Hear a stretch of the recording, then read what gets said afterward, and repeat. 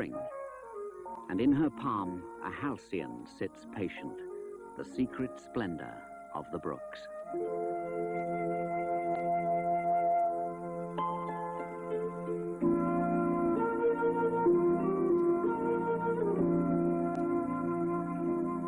Tennyson's halcyon, the symbol of calm and tranquil waters, is as elusive as it is shy. Yet you may glimpse it, along with other river creatures, when the season of courting and breeding begins.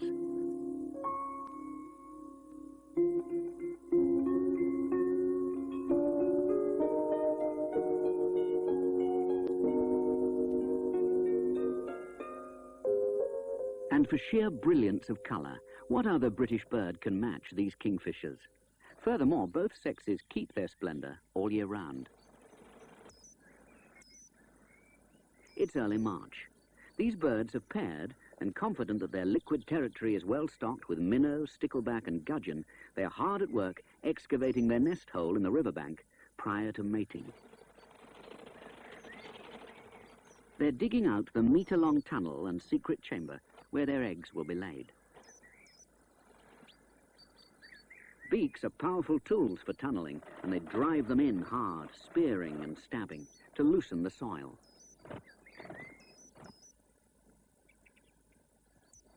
Nests like this can be washed away in spring floods, but this tunnel is well above the water level. With their specially shaped feet, the kingfishers rake up the soil and sweep it from the tunnel.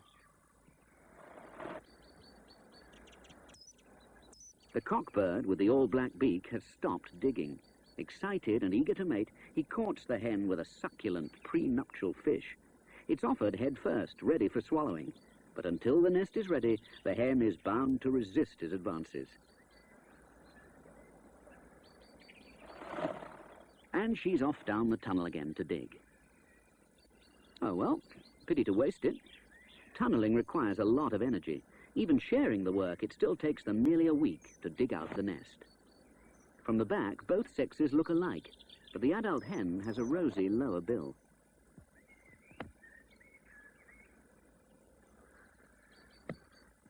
She will know instinctively when to accept the courtship gift. Her mate just has to be patient and persevere. Until then, her most vital activity is excavating in the dark earth.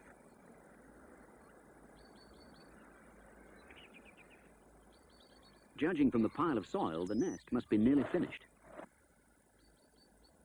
The cock seems to think so, and this time the hen accepts the fish, but has turned it round as if to return it to him. Nature is full of surprises, and bird courtship is as complex as it is beautiful. He seems surprised too.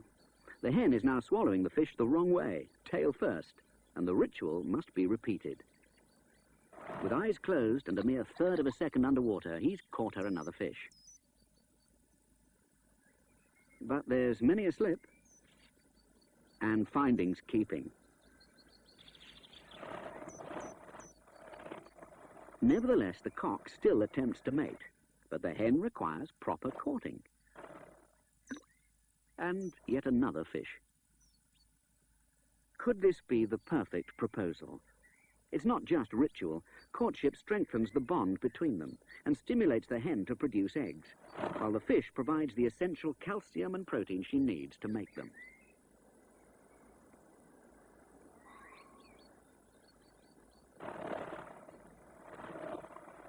During mating, the cock steadies himself by holding on to the hen's crown feathers. They will mate several times a day, and each day an egg will be laid on the bare earth of the secret chamber.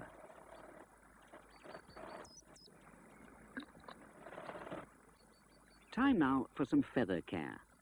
Cleaning and waterproofing the gorgeous plumage is an essential routine. Indeed, their very lives depend on it.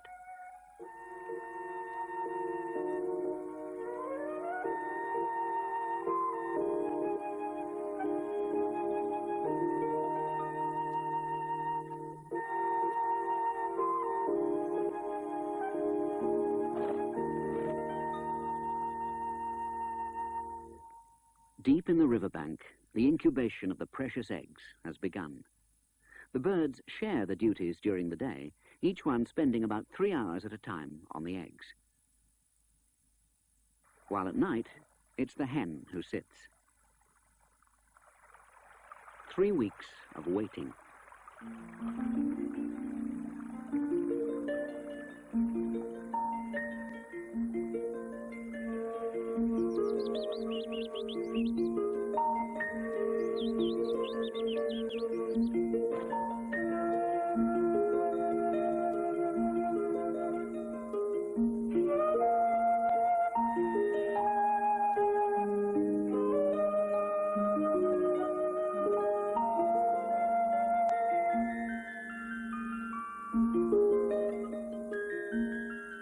New life everywhere, and at last, dropped in the stream, the telltale sign that in the dark habitation above, the kingfishers have also hatched.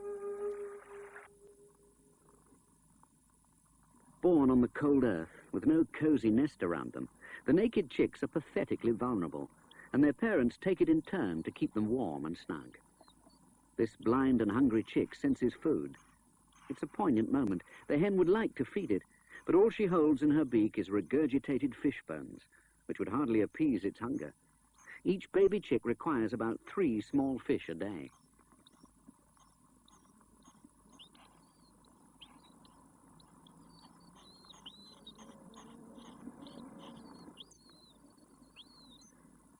The fish are brought frequently, and the hungriest chick is fed first. They're delivered head first, with their prickly spines flattened so as not to choke the babies. Minnows are the commonest prey, but sticklebacks and bullheads are often on the menu.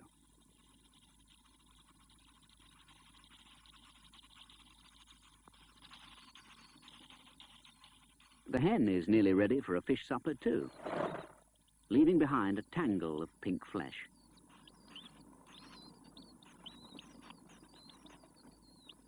Many mouthfuls here for an inquisitive rat or stoat, but hidden down the hole, the defenseless young are fairly safe from enemies. This underground chamber will be their home for the next 25 days. It may seem spacious now, but there'll be quite a crush as the nestlings grow. They develop quickly, and within a week they'll be taking fish almost as big as those their parents eat. At one time, trout fishermen looked on kingfishers as competitors and slaughtered them ruthlessly. Ironically, the feathers were used as flies to lure trout. Now it's illegal to trap or destroy these lovely birds.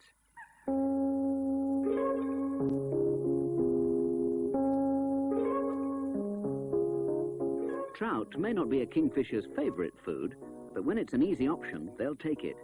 And who can blame them? An unnetted trout hatchery becomes a kingfisher's supermarket.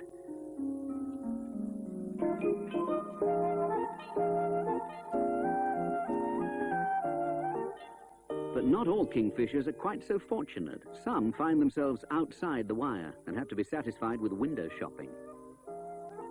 Oh, look at them, and he only wanted 1 or 2.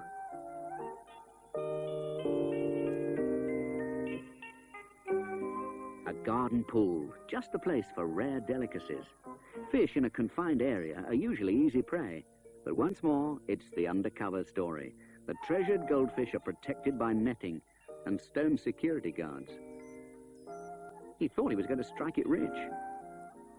It's just not his day for winning the pools. Success at last, and it's trout. However, providing for 7 gaping beaks isn't always easy. There are times when fish are almost non-existent, killed by pollution. Worst of all are the chemical weed killers that slowly poison fish and ultimately harm young birds as well. At 8 days old, these are thriving.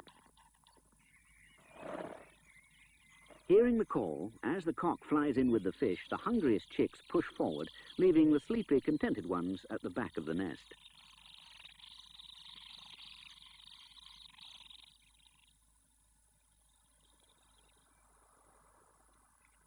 The chicks still need brooding to keep them warm, but their own feather quills are forming. The dark spikes are clearly visible under the skin. In the past, it was thought that kingfishers deliberately constructed a nest of fish bones on which to lay their eggs. In fact, the regurgitated bones are thrown up by both parents and young. Spread and then trodden under and around the chicks, they accumulate, giving the impression of a nest, which explains the fallacy. Fish scales on a branch, or the undigested fish bones dropped on the water weeds, are often the only clues to the kingfisher's presence.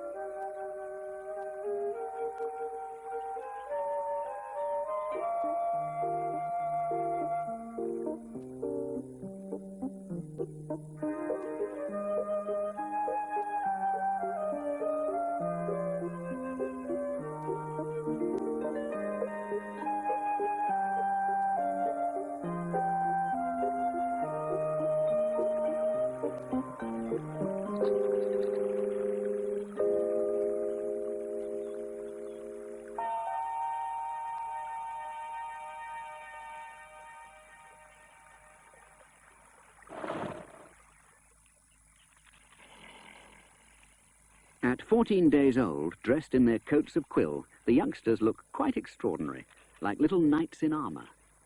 And quill, like armour, must take some getting used to. Not the most comfortable gear for lounging about the nest hole, but certainly the most practical. Their feathers remain sheathed in quill to protect them from the litter of stinking fish bones and excrement. One day, fine feathers will make fine birds. At the moment, they're hardly the image of their beautiful parents, who now dive till dusk to catch the 30 or more fish a day these birds demand. And how they demand.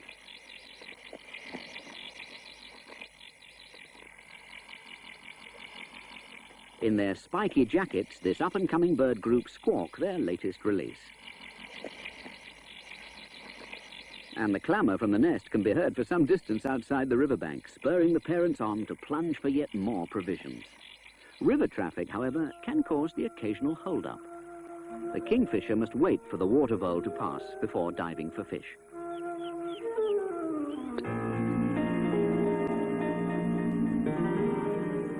A highly skilled predator, the dive epitomizes beauty and efficiency. Even slowed down 20 times, the kingfisher flashes like a missile towards its prey.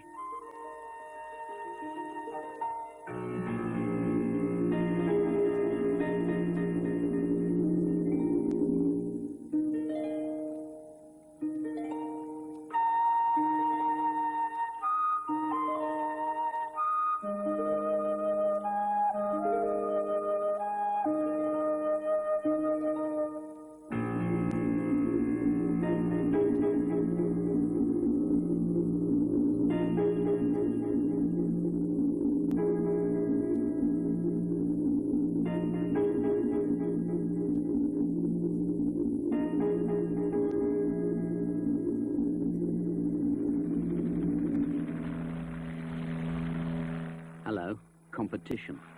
Kingfishers keep an eye on strangers in their territory, and hovering humans are watched warily. But are we humans as aware of kingfishers and of their needs? Bank clearance and dredging along a river can totally remove essential perches and nesting sites, so necessary for the bird's survival.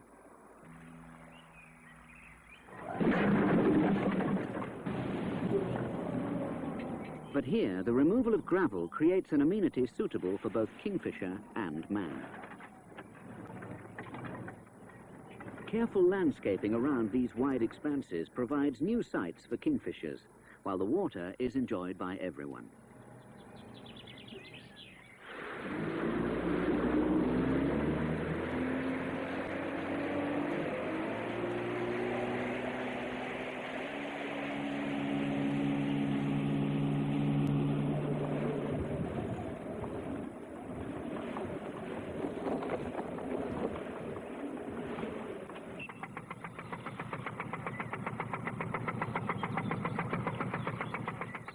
Canals are also man-made, and despite the traffic, many kingfishers will nest along them and fish from their banks, though discarded fishing lines and hooks have proved lethal to some birds.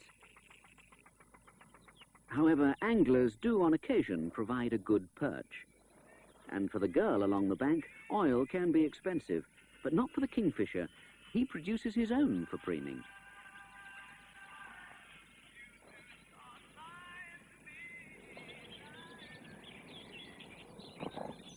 Kingfishers pair for life and jealously defend their territory. A sudden takeover bid by another pair calls for aggressive posturing, and the intruders have to be seen off. The combat begins with the kingfishers on opposite perches, where they wait for the right moment to fire themselves at their rivals. The aim is to catch the opponent off balance and to knock him down into the water. Birds have been killed in conflicts like this.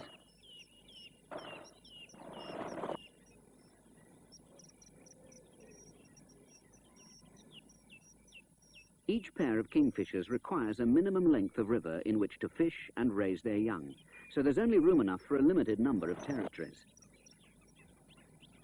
Competition is fierce and the prime sites go quickly. The fittest birds retain or take over the fishing grounds. The losers are banished to less exclusive fishing.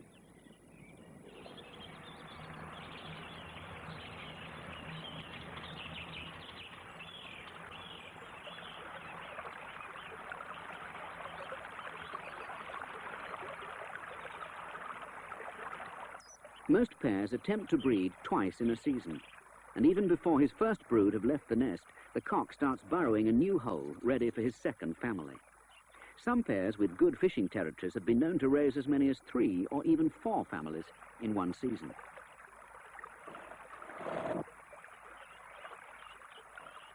With the cock digging another tunnel, the hen is left to feed the young in the nest.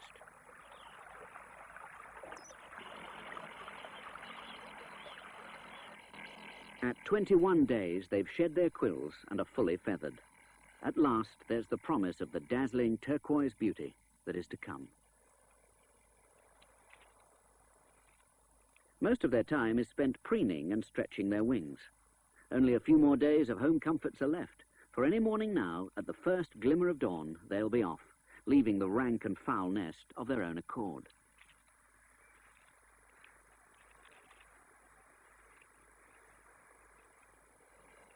The tunnel is now so smelly and slippery that the parent birds tumble out backwards, straight into the stream, to bathe.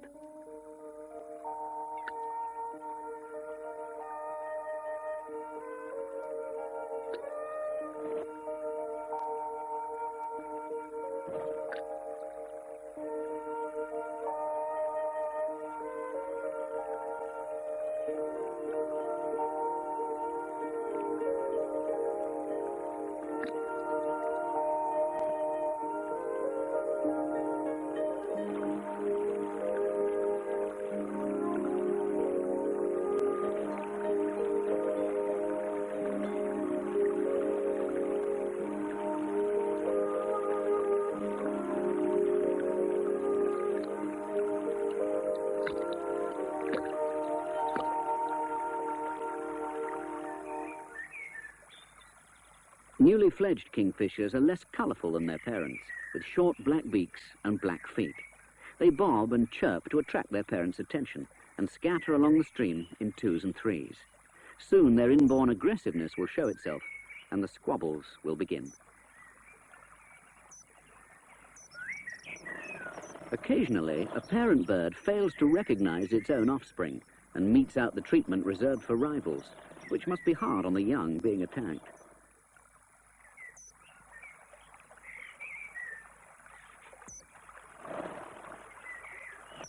The hen is still trying to drive her own fledglings away, but instinctively they sit tight and hungrily demand to be fed. Fortunately for them, this triggers the right response from the cock, so all is well. They'll be fed for 2 or 3 days, if their parents can find them, but to survive, they must learn quickly how to fend for themselves. It's a sad fact that only about 1/4 of all young kingfishers live long enough to breed. Such is the way of nature.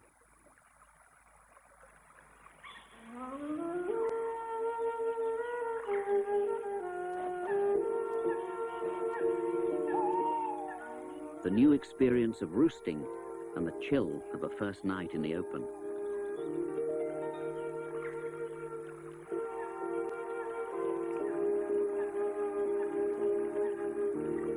The bright new world of the riverbank is fraught with danger.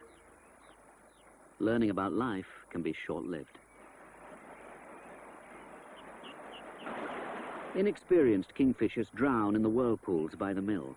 They dive too often with damp feathers, which then become waterlogged and they sink. Some get caught in weeds. A fledgling may dive 20 times before it makes a catch, whereas an adult has a success rate of 1 in 3. Death may be from starvation, sheer exhaustion, or cold. Survival depends on learning how to fish and where.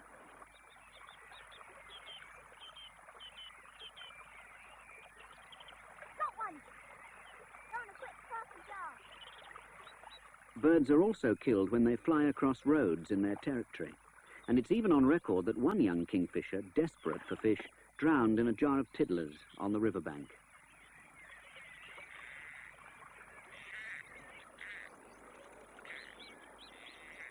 Good fishing grounds are highly sought after, especially when your own post is provided. On the river, everyone wants a stretch of their own, with fishing rights strictly preserved. This is certainly a beakful, but you should have seen the one that got away. The aptly named bullhead is strong. Unless those fins are completely flat, the bird could choke. Even so, exceptionally large fish can be swallowed, given this sort of treatment.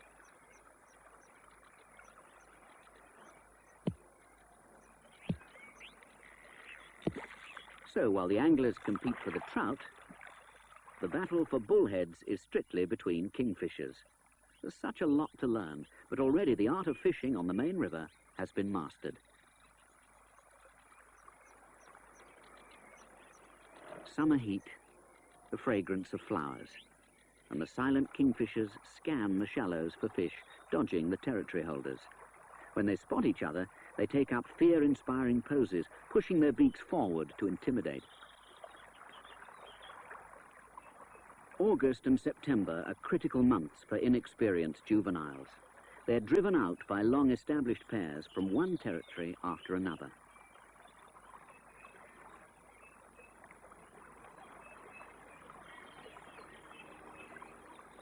The survivors tend to move on downstream, and if challenged whilst fishing, become very aggressive. Many make their way to warmer places, the salt marshes, estuaries and harbours, where they'll spend the winter. Historically, kingfishers are regarded as a symbol of peace and serenity. In classical mythology, the kingfisher, named Halcyon, nested on the open sea, quelling the waves till the eggs hatched, hence the term halcyon days. Even so, the kingfisher looks strangely out of place amongst the seaweed. And yet, when plunging in the rock pools for prawns and fish, the gorgeous plumage is seen to best advantage, changing with the light and shade. According to legend, it was a grey bird when released by Noah from the ark, but flying high to the west, its breast was scorched by the setting sun, and its back took on the many colours of the evening sky. Now it's mid-November, the little summer of St. Martin. As it draws to an end, the last embers of sun and warmth fade, and St. Martin's bird, so conspicuous at this time, faces the rigours of winter. Nature is ruthless. Only the fittest will get through, and the wind blows cold.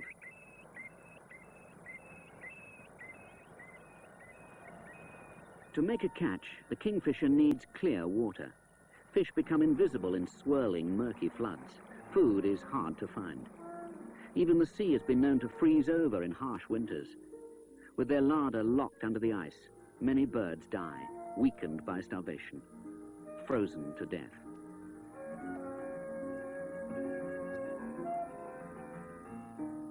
During the severe winter of 1981-82, for example, 2/3 of the kingfishers on Britain's waterways perished. Even with mild winters, it will take 4 to 5 years for the species to recover its numbers. When winter ends, the surviving young kingfishers blossom into the rich plumage of maturity and make their way upstream again to mate and to breed.